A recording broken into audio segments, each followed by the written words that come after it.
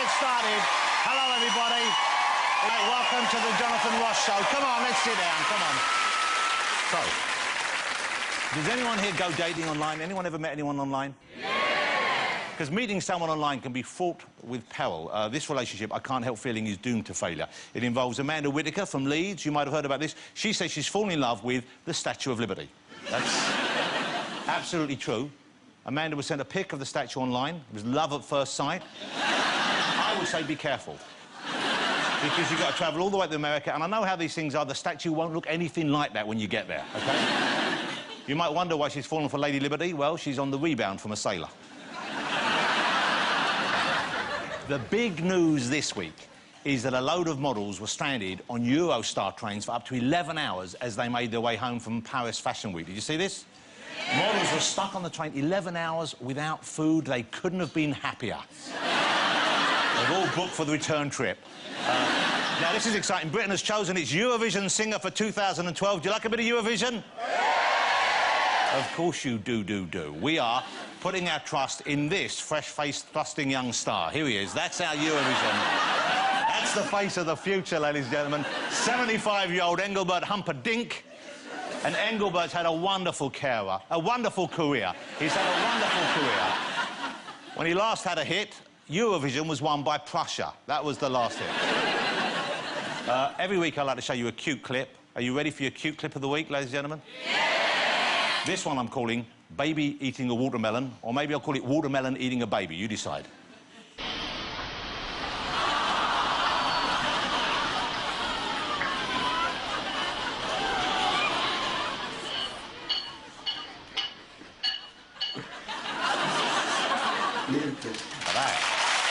Look at that. Isn't that sweet? And the good news is that child has just had 900 of its 5 a day. The only way that could be better for him is if it was a giant Kinder egg instead. Let's see who's on the show tonight, ladies and gentlemen. My first guest was the star of the definitive action series of modern times, 24. It's Mr. Kiefer Sutherland. There he is. He's come all the way from America to be with us for this evening. Thank you, Kiefer. Can I just check something with you, Kiefer, before we have a chat out here? Is it true that you do not like to wear underwear? I think you're probably talking about my father, and I can tell you a longer story about that later. But I have been known to, on a day or two, to go without underwear. Okay. Yeah. Could we inquire whether today might be one of those lucky days? Not one of those days. Not one of those days. I'd just like to know what I'm going to be looking at later on. That's all that is. Mr. Kiefer Sutherland, ladies and gentlemen. All right. Now, I could not be more excited about my next guest. She was the star of one of the biggest grossing films of all time, the massive smash hit movie Mamma Mia. It's Amanda Seyfried. The lovely Amanda Seyfried. Amanda's currently here in town working on a new version of the musical, the film version of Les Miserables. Les Miserables. Oh, well, thank you very much indeed. Les Miserables. Famously based on the songs of Morrissey, I believe. Yeah, that's exactly what we're doing. Amanda Seyfried, ladies and gentlemen. Who also speaks much better French than me, clearly. My next guest is one of our greatest ever cricketers. It is Mr. Freddie Flintoff. Freddie. Look how handsome Freddie is. Freddie, as I hope you know, he famously won the Ashes for England, OK? He has scared more Australians than Shane Warne's passport photo. What do you think of Shane's look these days, Freddie? It's different, isn't it? It's like Benjamin Button, isn't it? He's getting... he's getting younger. Freddie Flintoff, ladies and gentlemen. There he is. And here's something super exciting for you this Saturday night. We have music from the fabulous talent that is Mr. Paul Weller. Great to see you here, Paul. Nice to be here. Some call Paul the original Mod Father. That's one of the names you get given, isn't it, Paul? Yes, yeah, one of the more generous ones, yeah. The Mod Father. Although I've got to say I thought Mod Father 2 was better. And don't even talk about Mod Father 3, that was rubbish. Paul Weller, ladies and gentlemen, there he is. Great to have you here, Paul. I'm thrilled you're here. OK.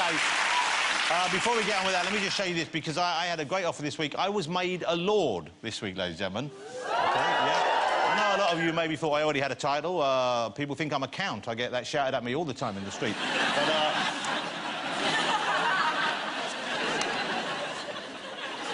But anyway, I've been given 1 square foot of land in the Highlands, and to prove it, this certificate, this is absolutely genuine, look at that. This is prestigious. I don't just hand these out to anyone. If you want to find my plot, it's next to the 4th Earl of Hasselhoff and 2 down from Lord Dappy of Dagenham. Here's what it's all about. It's a charity thing to help preserve the beauty of the Caledonian forest. And it's a worthwhile cause. They give you a foot and they say they'll plant a tree. I own that 1 square foot. I'm not going to plant a tree. This is what I'm going to do with it. There's got to be something down there. Let's get my first guest out. As the star of 24, he saved the world 8 times. Take that, Bono. Will you please welcome the fabulous Mr. Kiefer Sutherland?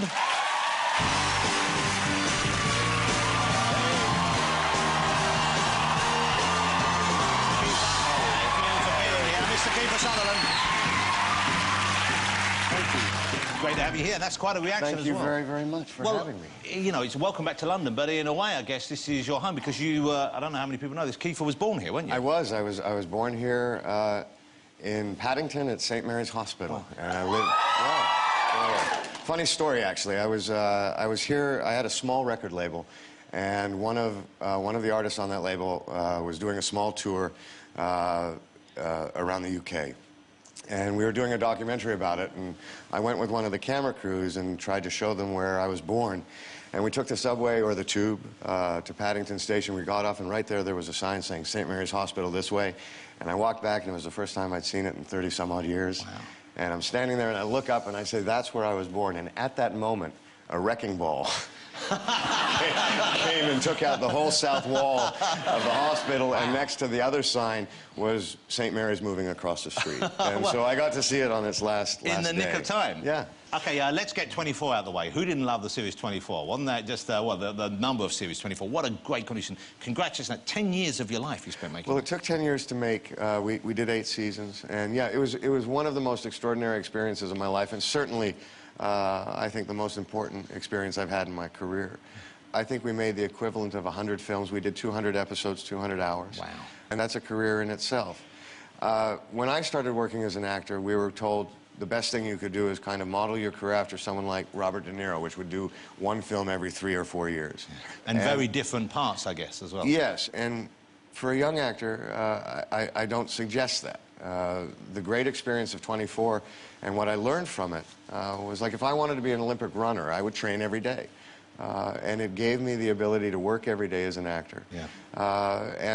And it gave me a kind of confidence that I don't think I had as an actor before. So it was really one of the best things that could ever have happened to me. Do you ever find yourself slipping into Jack Bauer during the day, something goes on, you go, damn it?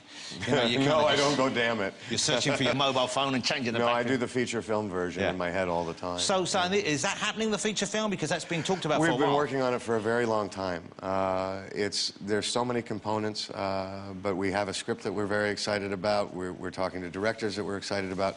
I'm doing a new show called Touch, and so the window that I have between when we finish the first season and would start the second season is very small. So we're trying as hard as we can to get it done this year. You'd like to see a film of 24, wouldn't you, ladies and gentlemen? Thank you. 9 of them do. They really do. No, I'm really excited about it. I really hope it happens. Well, you mentioned Touch. Touch starts on Sky on March the 20th, I think. Very different kind of role for you. I mean, I hope it's a big hit as well. It is a very different role, except there is one common denominator. I play a father of a special needs child. He is misdiagnosed with autism. But my son, I cannot touch him, otherwise he'll go crazy. He does not speak. It's a story that revolves around the two of us. The show is patterned after a Chinese fable called The Red Thread. And the fable goes that everybody who is supposed to come in contact with each other over the course of a lifetime is loosely connected by a red thread, and the thread can bend and it can stretch, but it can't break. And somehow we as a society have broken this thread. And my son, who is deeply evolved, can see this thread through numbers and patterns and uses me to try and put the thread back together. And each episode, we will deal with 5 storylines that surround the world, and how one little circumstance between he and I in the United States can affect someone in India or Pakistan or Africa or the UK. I guess finding the right young actor to play your son was pretty crucial to this. It was it. I mean, if we couldn't find that young actor, the show wouldn't have worked. And I was doing a play on Broadway, and I think I read with 35 young actors between the ages of 9 and 11. And I would have to do them in kind of spots of 8 or 10 at a time. And the first kid that I read with, and I'm not joking, because he doesn't speak at all, but when I would look into his eyes, he would break my heart. And I thought, wow. And he did things that were just physically that were fantastic. And I kept thinking, if all the kids are going to be like this, we're going to find an amazing kid. And I went through the 10 kids that day, and all of the kids were fantastic for different reasons. But I had a very special connection with this one. And at the end of that first day, I thought, no, the first kid was still the best. And then at the end of the second day, 20 more kids. It was like, you guys should really just hire the first kid. Yeah. And at the end of the next 30 kids, I was like, hire the first kid. We're done. We're done. And it's been amazing. Okay, I knew you were a friend back in the day with Charlie Sheen. You're still in touch with Charlie? Charlie, how is Charlie doing these days? Well, we worked together a lot. We did a film together called Young Guns, and we did a film together called Three Musketeers. And I always loved Charlie. Yeah. Charlie is one of the funniest people I've ever met. Certainly, I was in Sweden when all of the stuff happened with him and Two and a Half Men. The event occurred, yeah. And you know, I'd be lying if I didn't say that people were certainly concerned. I saw Charlie, who's actually getting ready to do another show. And I saw him at a press function when we were starting to launch Touch, and he looked great. You know, he had a little giggle about kind of all of the hysteria and everything, and he said, I think I might have misread that one. And I said, well, maybe a little bit. But, you know, to me, Charlie has always been a really, really, really nice guy. And he certainly has very strong opinions. And, you know, I wish him well all the time. Yeah, he ever give you any tiger blood to drink? No, he spared me the tiger blood. What I can say about Charlie is what I know of Charlie and the time that I've spent with him. He's a very loyal friend. He's a good guy. And, you know, and we all have hiccups down the road. Yep, and he's hopefully through that now. And I hope so, too. But I find it hard to believe that you're a grandfather.